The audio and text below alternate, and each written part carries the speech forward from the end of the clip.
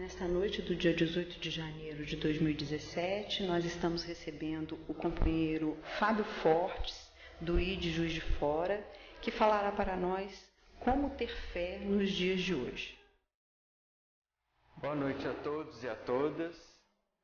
É com uma nova alegria que estou aqui entre vocês para refletirmos à luz da doutrina espírita sobre os princípios do Evangelho para a nossa vida. Eu gostaria de iniciar nossa fala hoje chamando a atenção para aquela imagem que eu projetei na televisão, que é um vitral de uma catedral situada na França, que representa uma das passagens mais importantes do Evangelho, o chamado lava-pés. Conta o Evangelho que da última vez que Jesus reuniu os seus apóstolos na casa de Simão, ele se ajoelhou aos pés dos discípulos para lhes lavar os pés. Nós vamos comentar um pouco mais sobre essa passagem na sequência do nosso estudo. Mas antes, eu remeto vocês a uma outra passagem do Evangelho com a qual essa aqui está em articulação. Narrado por Lucas, vocês se conseguem ler? O Lucas, o evangelista, narra o seguinte: disseram então os apóstolos ao Senhor: acrescenta-nos fé. E disse o Senhor: se tivesseis fé como um grão de mostarda, diríeis a esta moreira: desarraiga-te daqui e planta-te no mar, e ela vos obedeceria. Todos aqui já ouviram falar naquela máxima do Evangelho de que a fé remove montanhas. Hoje, na nossa sociedade, cada vez mais nós vemos as pessoas se vincularem a diferentes formas de credo, de religião, de fé. Só que em muitos momentos da nossa vida, nós sentimos falta de fé. E essa passagem aqui do Evangelho que eu trouxe para nós, mostra que os próprios discípulos de Jesus, vendo todas aquelas ações que o Cristo fazia no mundo, a cura de cegos, a libertação de espíritos, a cura de um enfermo, toda aquela capacidade de amor que o Mestre demonstrava, em alguns momentos os discípulos pensaram: será que nós teremos fé o bastante para realizar tudo isso que Jesus faz? E é nesse contexto que eles então pedem a Jesus que dê a eles fé. E Jesus faz o quê? Jesus dá fé para os discípulos como se fosse um ato mágico, uma vara de condão. Eis a fé que queres? Não. Jesus apenas diz: a fé é capaz de mover uma árvore. Um grão de mostarda que produz uma árvore frondosa, essa árvore se moveria se tivermos fé o bastante. Mas essa passagem não se encerra aqui. A gente vai continuar na sequência, e então Lucas começa a falar uma outra coisa que está em direta relação com essa. Aconteceu que, indo ele a Jerusalém, passou pelo meio de Samaria e da Galileia. Todos nós sabemos que Jesus transitava em diferentes províncias do então Império Romano. A Judéia, que tinha como capital Jerusalém, era sem dúvida o berço daquela crença no filho de Davi, a crença em toda a tradição da velha Torá, do judaísmo, situava-se, centralizava-se nas fronteiras da região da Judéia, hoje que é a região onde está mais ou menos a Palestina e Israel. E outras províncias além da Judéia que havia, como a Galileia, Samaria, eram outros estados, outras regiões. não eram propriamente habitadas por judeus, eram habitadas por pessoas de outras nacionalidades. Nem todas elas estavam filiadas à mesma crença do judaísmo. Entrando numa certa aldeia, saíram-lhe ao encontro 10 homens leprosos, os quais pararam de longe. A fama de Jesus, depois das suas ações, da capacidade que ele possuía de transformar as criaturas, chegava a lugares distantes. Nós temos a famosa passagem narrada no Evangelho de que quando Jesus entra em Jerusalém, depois da sua peregrinação pela Samaria, pela Galileia, ele pede um burrinho para entrar em Jerusalém. Enquanto ele entra na cidade, montado no burrinho, toda a população o ovaciona, o aclama, né? E tem a história famosa história de Zaqueu, que vendo que Jesus entrava na cidade, corre para subir na árvore para ver de camarote Jesus. Então a fama de Jesus e a popularidade que ele granjeia entre aquelas pessoas faz com que de longe os necessitados, os excluídos, os mais desvalidos da sociedade, aqueles a quem não havia atendimento do Estado, aqueles a quem a religião oficial, seja o judaísmo, seja as religiões pagãs, não davam esperança, essas pessoas enchiam seu coração de esperança de encontrar a cura real, seja a cura para suas doenças, as suas enfermidades, a lepra, a cegueira, a tetraplegia, seja a cura espiritual, a restabelecimento da alegria de viver, o restabelecimento da sua condição de ser humano, muitas vezes sequestrada pela sociedade opressora, pela sociedade injusta da época. Então esses leprosos representam essas pessoas que chegavam em Jesus para obter dele um alento do amor do Evangelho. E então levantaram a voz e diziam: Jesus, Mestre, tem misericórdia de nós. Tem misericórdia de nós.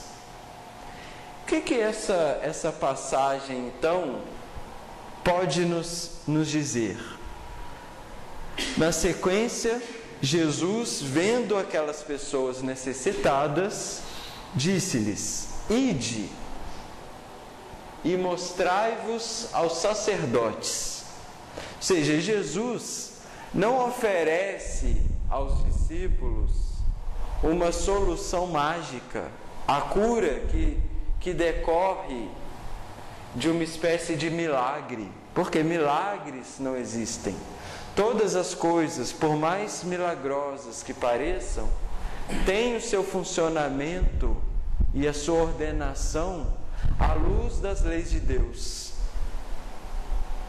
Mas existem coisas que escapam à nossa compreensão, porque nós somos limitados do ponto de vista intelectual. Ou melhor, nós estamos limitados, porque à medida que progredirmos em inteligência e em moralidade, em sentimento e em cognição, cada vez mais seremos capazes de apreender até mesmo os fenômenos que nos escapam do entendimento no nosso tempo. Mas essas pessoas não foram ali curadas imediatamente. Jesus indica o caminho. E qual é o caminho? Buscar os sacerdotes. E um deles, vendo que estava são, voltou glorificando a Deus em alta voz. Olha que interessante, Jesus pede para eles irem aos sacerdotes e eventualmente eles estão curados, e dos 10 apenas um volta para falar com Jesus. E caiu aos seus pés, com o rosto em terra, dando-lhe graças. Este era samaritano. Qual era o lugar social dos samaritanos à época de Jesus? os samaritanos não tinham lá boa fama. Os samaritanos não era judeu. O samaritano era da Samaria, aquela outra província vizinha da Judéia. E os judeus, eles tinham uma relação de muita desconfiança com quem não fosse judeu. De forma que os próprios judeus acreditavam que a religião salvadora era uma exclusividade dos próprios judeus. Os judeus acreditavam piamente que o Messias prometido lá pelos antigos profetas, o Salvador, o filho de Davi, o ungido, todo aquele Messias aguardado, viria não para uma missão universal, mas eles acreditavam que aquele Messias, que era o próprio Jesus Cristo, viria em uma missão libertadora para o povo judeu. Melhor, não somente libertadora no sentido melhor da palavra, mas libertadora no sentido de elevar o povo judeu a uma categoria de superioridade sobre todos os outros. Então, no pensamento, digamos assim, mais estrito do judaísmo, reinava a convicção de que as obras de Jesus deveriam ser para os irmãos da raça, assim que eles se referiam.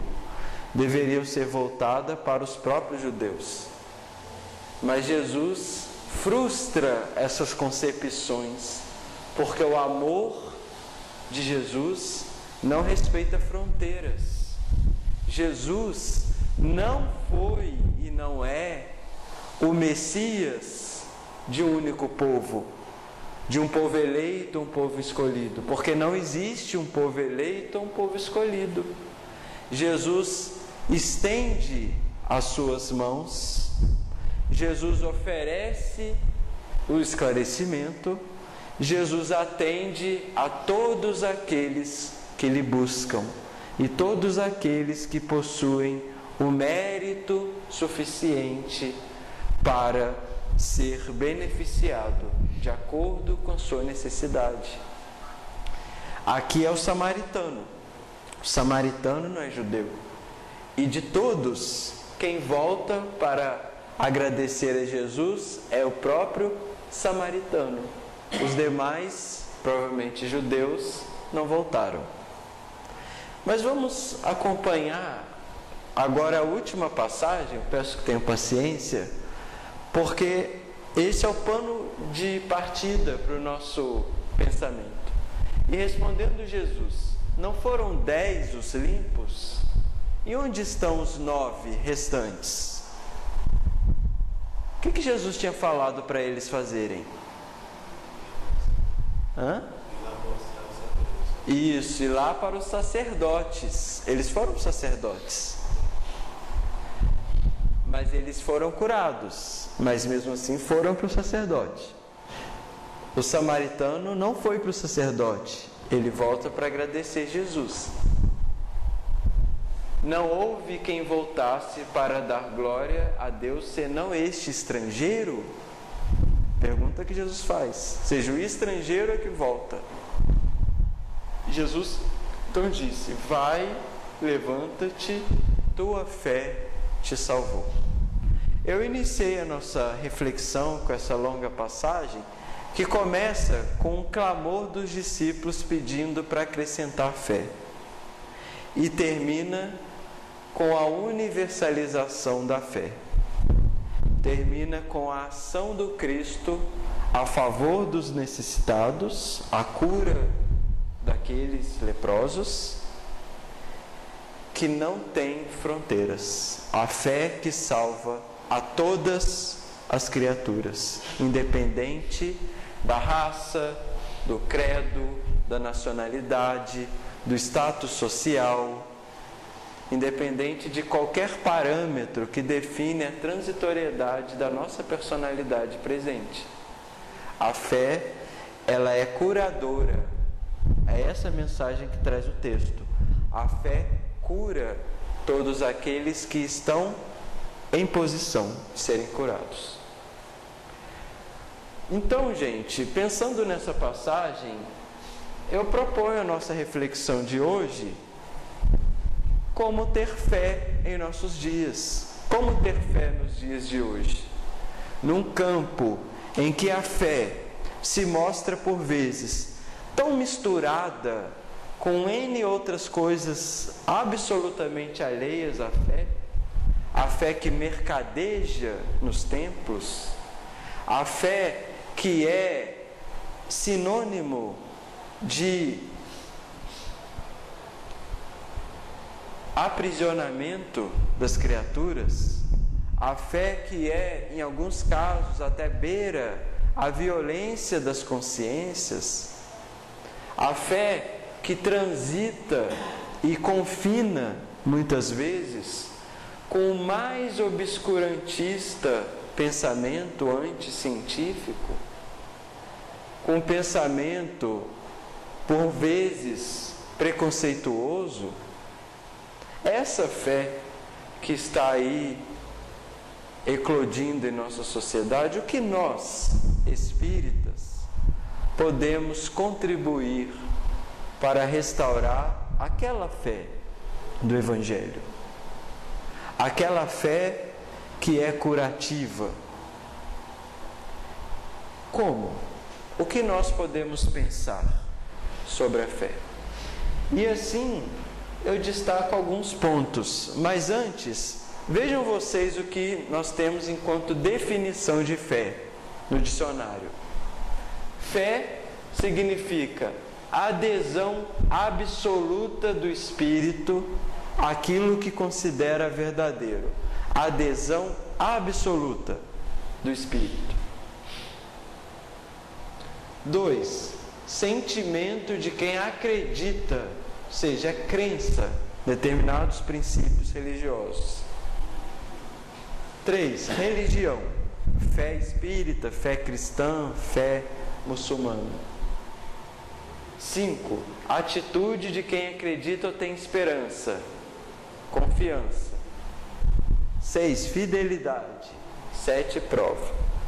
Se a gente passa os olhos por essas 7 definições, nós podemos dizer aqui brevemente que a fé é entendida, pelo menos na nossa língua, como alguma coisa abstrata, como alguma coisa que envolve uma atitude mental em relação a determinados princípios. Uma atitude que implica, por um lado, uma adesão, uma filiação, e por outro lado, uma tranquilidade, uma confiança, uma esperança. Em todos esses dois lados, a fé é, entretanto, entendida na definição do dicionário, mas também no senso comum. Se a gente pergunta, você tem fé? Como uma espécie de qualidade abstrata, teórica, mas não da dimensão prática das coisas. De modo que muitas vezes nós temos, por exemplo, a chamada fé vazia, ou a fé sem obras, ou a fé que representa a adesão a determinados princípios, a determinados comportamentos, enquanto dentro do templo, mas fora do centro espírita, nós acabamos agindo de outro modo completamente diferente. Então, eu estou trazendo isso para dizer que para nós espíritas, compreender fé como essa dinâmica totalmente abstrata não é suficiente para nós. Mas em lugar disso, o que nós podemos dizer para preencher o significado da fé e para entendermos a luz do Espiritismo? Primeira equação que eu gostaria de examinar com vocês é a equação fé igual a trabalho, tá? Antes da gente ler aquela passagem ali de João, reflitam comigo um pouquinho. Todos nós sabemos que o trabalho na doutrina espírita tem um valor central para o espírito. O trabalho, definido lá no Livro dos Espíritos, é toda ocupação útil. E é útil para quem o trabalho? Para quem ele se direciona ou para mim mesmo?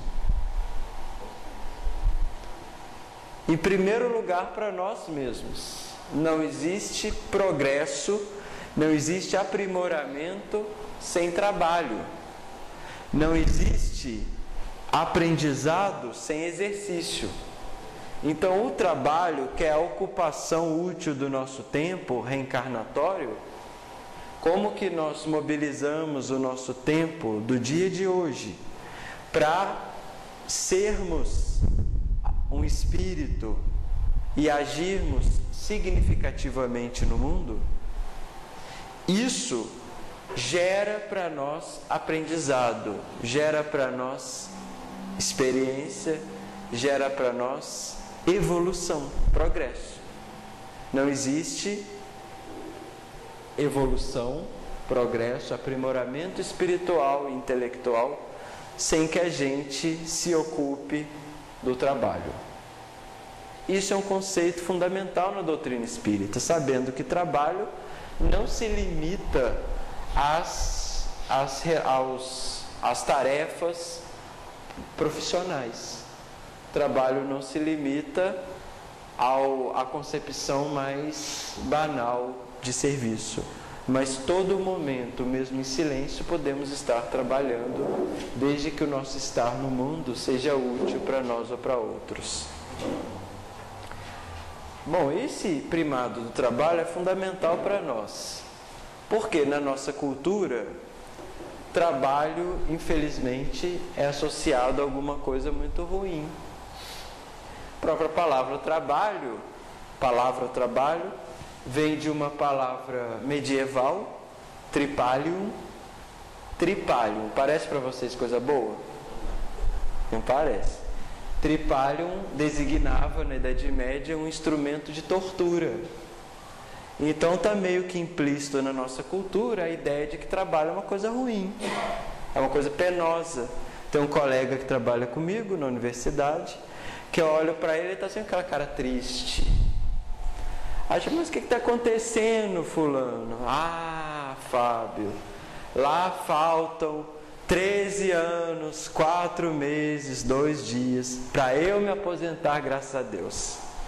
Ou seja, a pessoa conta os dias para o momento em que ela não vai precisar, teoricamente, de trabalhar. Tal é o valor que a nossa sociedade concede ao trabalho, ainda que haja formas de trabalho muito penosas efetivamente. Mas, na nossa cultura, o trabalho está associado a uma coisa ruim. Mas para nós espíritas, trabalho é sempre uma coisa boa, é a dinâmica do espírito. É a dinâmica que produz aprendizado. Mas por que eu estou dizendo que fé é igual a trabalho? Fé é igual a trabalho? E para a gente entender isso, eu quero examinar com vocês uma passagem que é aquela do vitral da catedral que eu mostrei lá no início, que é a passagem do lava-pés. Então, acompanhe comigo. Eu peço desculpa porque me parece que a letra ficou muito pequenina nesse slide, mas eu vou ler alto para que todos, mesmo quem está mais afastado, possa entender. Jesus, sabendo que o Pai tinha depositado nas suas mãos todas as coisas e que havia saído de Deus e ia para Deus, levantou-se da ceia, tirou as vestes e, tomando uma toalha, cingiu-se. Vamos só examinar esses dois versículos iniciais. Primeiro, a consciência que o Cristo Jesus tinha de que aqueles instantes de compartilhamento com aqueles discípulos estava se findando. Dali a 1, 2 dias, aconteceria a partida de Jesus e ele voltaria à pátria espiritual. Ele voltaria, digamos assim, metaforicamente, para a presença de Deus. Voltaria para o Pai, para a casa do Pai. Verdadeira casa é o mundo espiritual. Então, a consciência tranquila de Jesus. E dentro dessa consciência tranquila, ele designa a oportunidade para dar uma última lição, e talvez a mais importante, aos seus discípulos.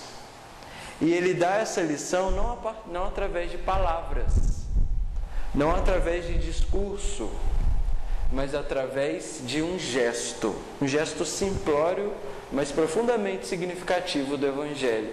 Ele se levanta, tira as roupas, cinge-se com a toalha. Por que tirar as roupas e cingir com a toalha? O corpo, tantas vezes visto como objeto de pecado na nossa cultura, um objeto proibido,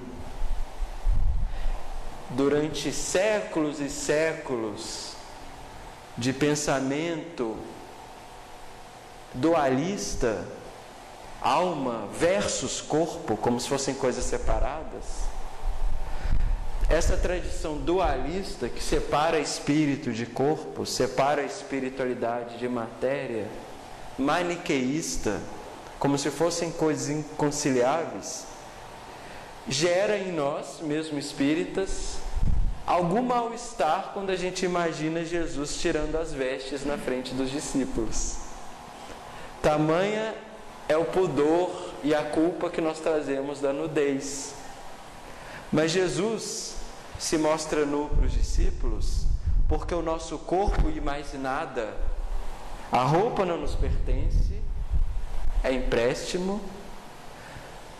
A casa que a gente habita, ela pode vir a ruir um dia, deixar de existir, ser comida pelo cupim.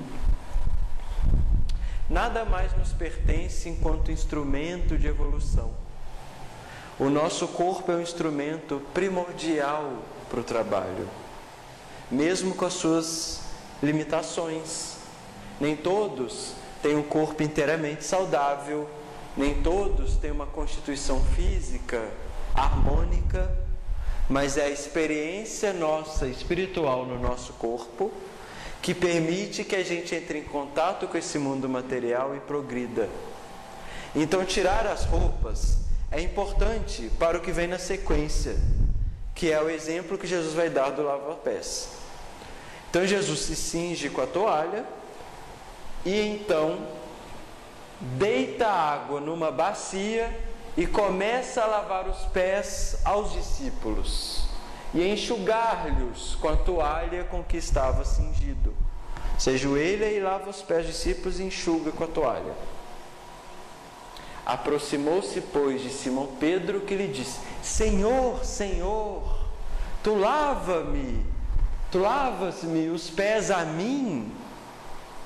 Claro, quantos não ficariam incomodados? Não digo nem se Jesus, mas se um amigo se ajoelha aos nossos pés para lavar, se um parente se coloca nessa posição, quantos de nós não ficaríamos constrangidos? Também Pedro não aceita que Jesus lhe lave os pés, e então diz: tu lavas os pés a mim? Mas o que era o lava-pés? Vamos pensar brevemente na cultura deles. Na cultura antiga, judaica, o que era lavar os pés? Era uma prática social comum da alta sociedade. As pessoas que viviam em palacetes de mármore, quando tinham uma visita ilustre, mandavam os escravos, os servos, para lavar os pés daquele que entrava na sua casa. Era um sinal de respeito. Originalmente, essa prática tem a ver com uma asepsia, com um expediente de limpeza. Limpar os pés para entrar na casa. Com o tempo, manda outro fazer isso quando chega alguém. Mas na época de Jesus já era um ato de nobreza. Você faria isso para aquelas pessoas que mereciam seu respeito. Só que era sempre uma atitude feita por escravos, por servos, pelos mais humildes entre todos, aqueles que não tinham sequer a liberdade. E Jesus se coloca na posição desses, na posição dos mais humildes, na posição dos servos. É por isso que Simão inicialmente não aceita. Depois que lhes lavou os pés, tomou as suas vestes e assentou outra vez à mesa e disse-lhes: entendeis o que vos tenho feito? Jesus perguntou: vocês entenderam? Ninguém tinha entendido nada. Ninguém tinha entendido nada que Jesus tinha feito. Então Jesus explica: vós me chamais mestre e Senhor, e dizeis bem, porque eu sou. Jesus é o mestre. Ora, se eu, Senhor e mestre, vos lavei os pés, vós também deveis lavar os pés uns aos outros. Então quer dizer que saindo daqui a gente vai lavar os nossos pés? Eu saindo daqui vou lá para a casa da Tereza. Então chegar lá, Tereza, vou lavar seu pé, tá? É isso que Jesus está pedindo de nós? Não. O Evangelho ele é simbólico. A gente tem que saber ler na entrelinha, saber o que aquilo significa enquanto símbolo. E Jesus explica: porque eu vos dei o exemplo, para que, como eu vos fiz, façais vós também. Então Jesus disse: o meu exemplo é o exemplo do trabalho, o meu exemplo é o exemplo do serviço. E em outra passagem ele fala: o Filho do Homem, na sequência, não veio ao mundo para ser servido, mas para servir. Então Jesus deixa a senha para nós: fazer o que ele faz, né? Fazer o que ele faz, seguir o exemplo dele. Na verdade, eu vos digo que aquele que crê em mim fará as obras que eu faço e muito mais. Nós não vimos que fé é sinônimo de crença? E o que é crença no Evangelho? Aquele que crê em mim fará as obras que eu faço e muito mais. Portanto, à luz do Evangelho de Jesus, crença ou fé é fazer as obras que o Cristo faz. Não é se filiar a um inventário de princípios abstratos. Não é aderir a esta ou aquela denominação religiosa. Fé é fazer o que Jesus fazia. Fé é seguir o exemplo do lava-pés. É se colocar no mundo em posição de serviço. Fé é igual a trabalho. É isso que eu queria dizer para vocês. Fé é igual a trabalho, à luz do Evangelho. Né? Muito embora, lendo a carta de Paulo, né, a carta aos Romanos, Paulo vai entrar numa longa discussão perguntando assim: uai, a fé, Paulo, né, mineiro? Uai, é a fé ou a obra que importa? Paulo está perguntando isso na carta aos Romanos, discutindo, aliás. O que importa, fé ou obra? E Paulo vai dizer nas cartas que o que importa é a fé. O que importa é a fé, não a obra. Isso parece uma contradição que a gente acabou de dizer aqui, não é? Parece, não é contraditório. Não é. Por quê? Vamos entender. Embora muitos leiam a carta de Paulo completamente descontextualizada do Evangelho para dizer que basta crer e não caridade, essa carta de Paulo não pode ser lida longe dessa passagem que Jesus mostra que quem crê nele faz o que ele faz. O que significa fé e obra para Paulo? Obra para Paulo não é caridade. Obra para Paulo não é serviço em prol do outro.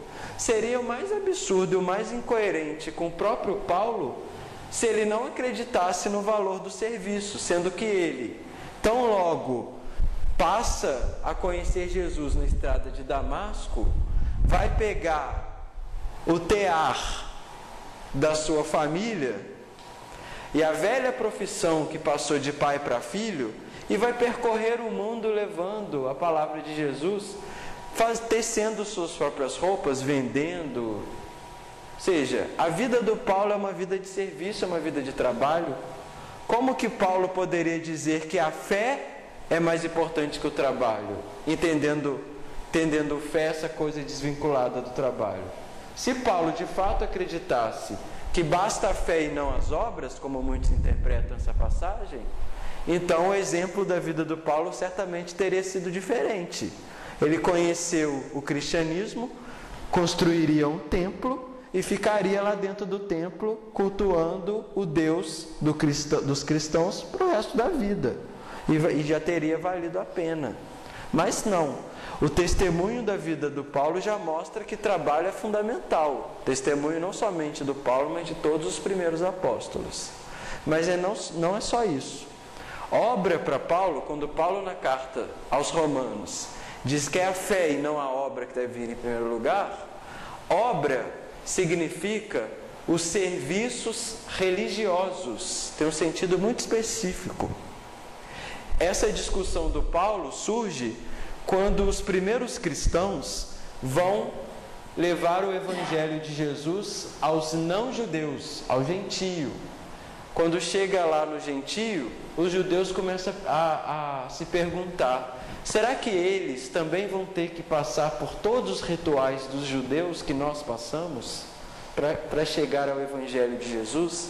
Ou seja, será que um fenício, um egípcio, um grego que conheceu o cristianismo vai ter que se submeter às leis da religião judaica, às obras da religião, à circuncisão, ao jejum, à obediência dos dias sagrados dos judeus? Será que essas obras da religião são necessárias? E Paulo diz: não são necessárias as obras, basta a fé. Mas o que é fé? Igual a trabalho, caridade. Então, a obra que o Paulo não acha necessário não é igual à caridade, é a obra da igreja, a obra da igreja, os rituais da igreja. Porque a salvação, o amor, a felicidade não é o privilégio de quem segue detidamente as prescrições religiosas, mas é o privilégio de todos aqueles que são caridosos, de todos aqueles que trabalham. Mas aí vocês vão falar: nossa, o Fábio está sendo duro com as religiões. Não, estou dizendo que os ritos religiosos, as suas prescrições, as suas características não têm um valor. Claro que tem o seu valor, mas não é o essencial. Não é o essencial. Mesmo nós espíritas temos os nossos protocolos. Por exemplo, a gente vem ao centro espírita semanalmente, a gente assiste palestras, a gente participa de grupo. Tudo isso tem a sua importância? Claro que tem, é muito importante. Mas não é isso em si que garante a verdadeira fé. Não adianta nada eu seguir o formulário de coisas que o centro espírita me pede, sendo que a hora que eu saio daqui da porta para fora, ninguém diria que eu sou espírita, porque eu ajo como um franco materialista, somente dou valor para as coisas materiais, para o individualismo. Se a minha posição no mundo não espelha o que o centro espírita mostra. É isso que Paulo está falando. Paulo está, na verdade, descortinando uma chave que é a chave da hipocrisia das religiões, né? Que se aplica a todas.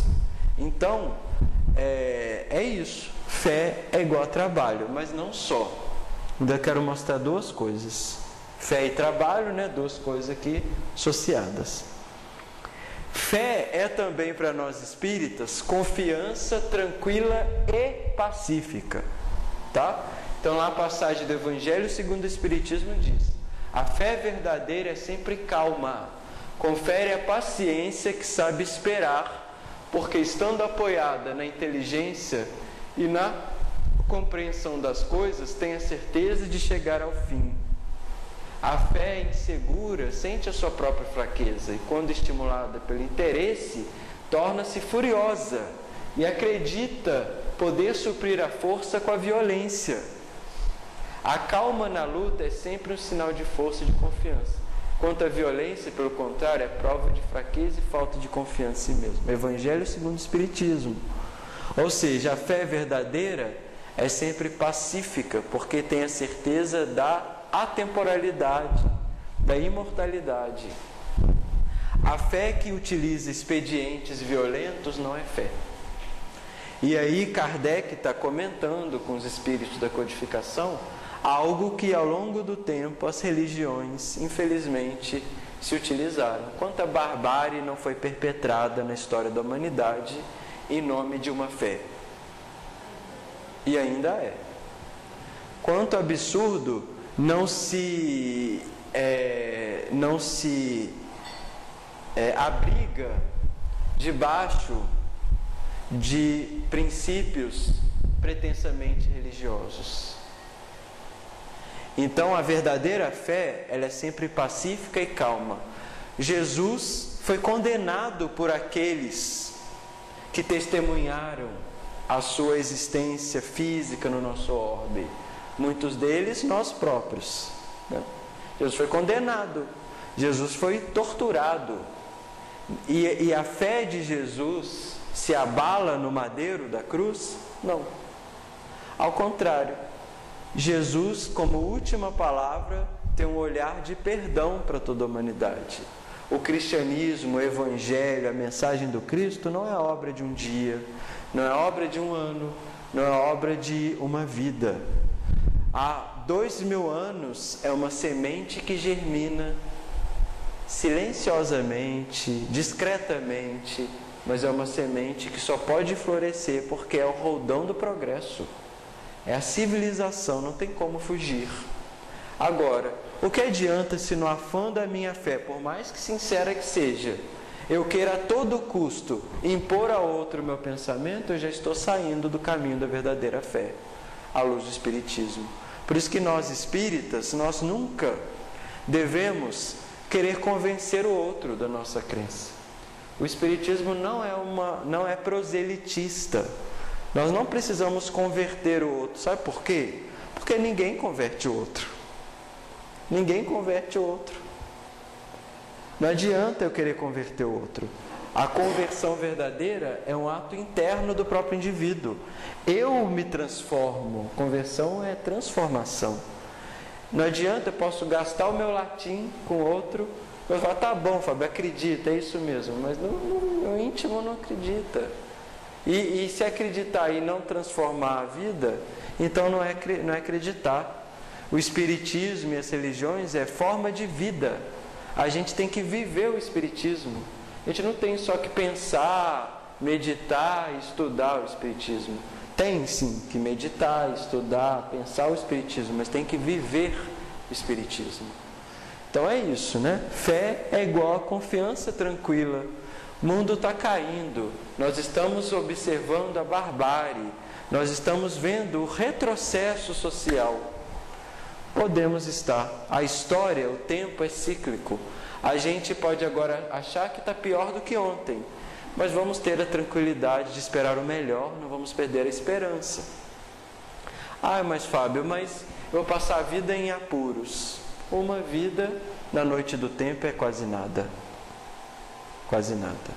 Não estou falando para nós que a religião verdadeira, a fé verdadeira, é um estímulo ao comodismo ou a fuga do debate, nada disso, né? Jesus já falava, bem-aventurados que têm fome e sede de justiça, bem-aventurados que são perseguidos, ou seja, o evangelho é engajamento, tá? É engajamento na vida, mas esse engajamento é sempre pacífico e tranquilo, nunca desesperado. O engajamento desesperado não funciona, né? Então, fé, trabalho, consciência tranquila. Então, vamos continuar esse mosaico aqui que a gente está fazendo. Fé é igual a espelho da razão. Então, fé é igual ao trabalho, fé é igual a consciência tranquila e pacífica. Fé é igual a espelho da razão.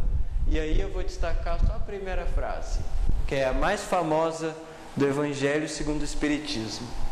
Fé inabalável só o é a que pode encarar frente a frente a razão em todas as épocas da humanidade.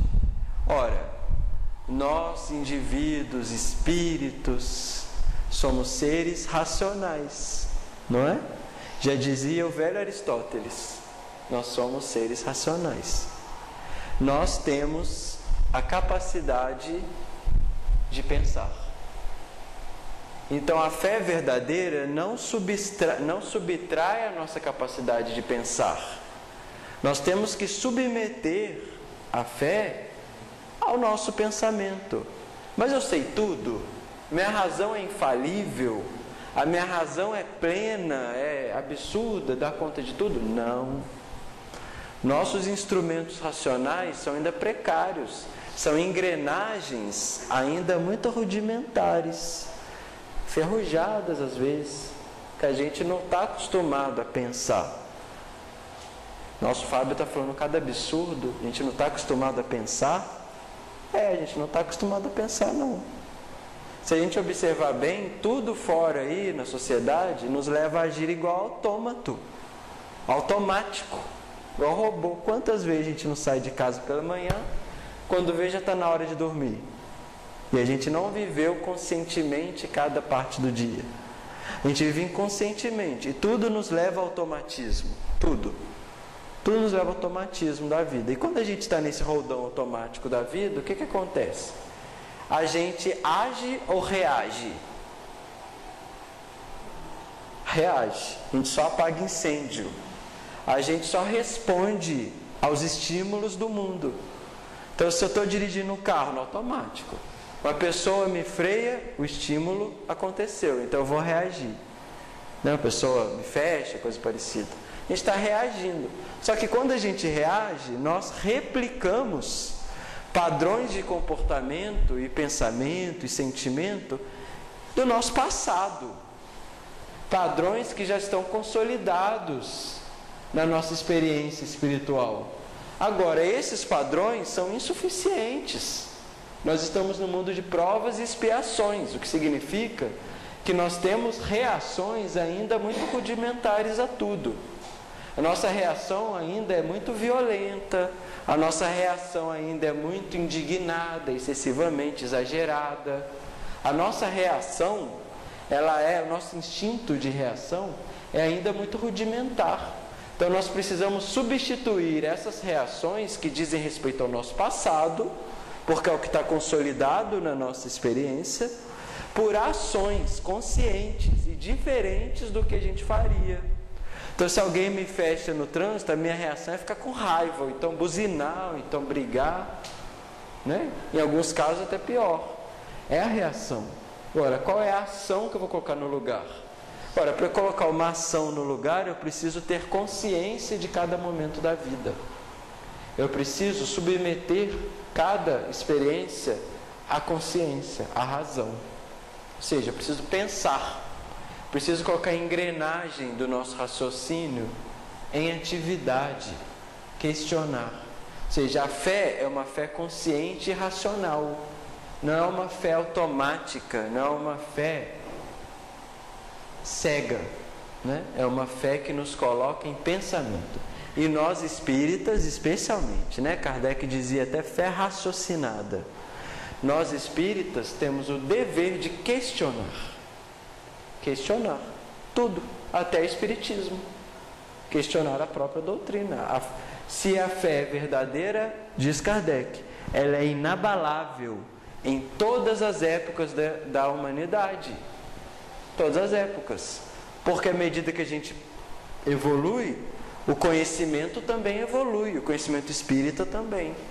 Se a gente fizer um esforço de examinar a história do espiritismo, a gente vai ver que em outros momentos da história, embora curta, da nossa doutrina, no passado, havia posturas, posicionamentos morais até, que hoje em dia não seriam considerados espíritas mais, doutrinários.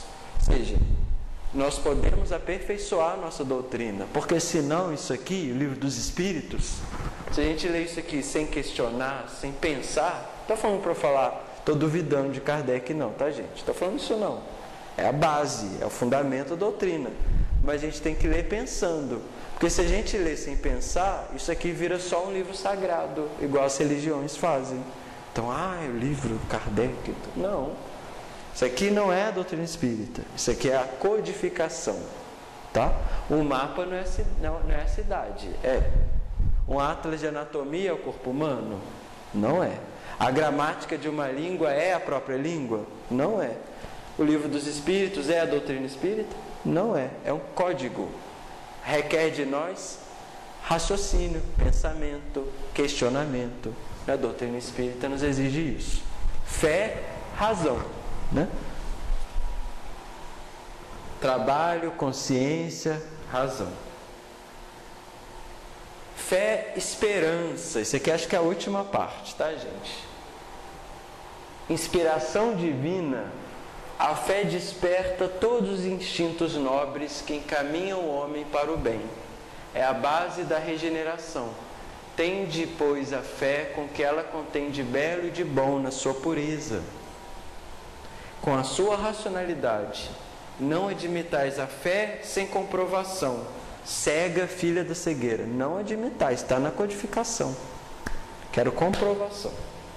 Amai a Deus, mas sabendo por que o amais. Crede nas suas promessas, mas sabendo por que acreditais nelas. Segui os vossos conselhos, mas compenetrados do que vos apontamos e dos meios que vos trazemos para atingirdes. Crede e esperai sem desfalecimento. Os milagres são obras da fé. Então, gente, a esperança é componente da fé também.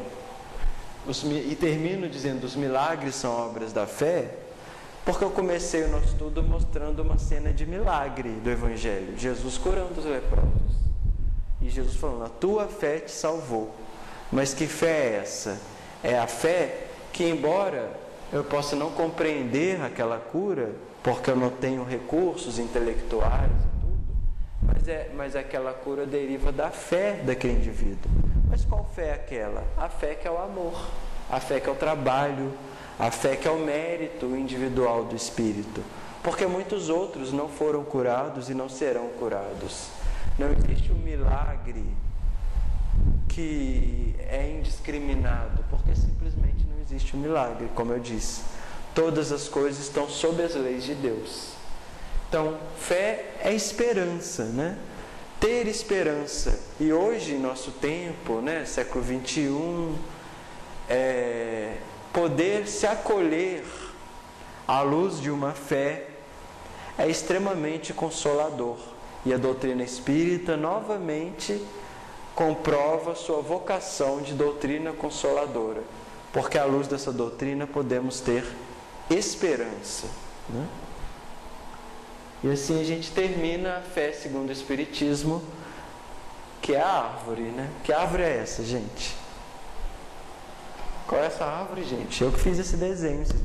Vamos falar que ficou mal feito. Hein, gente?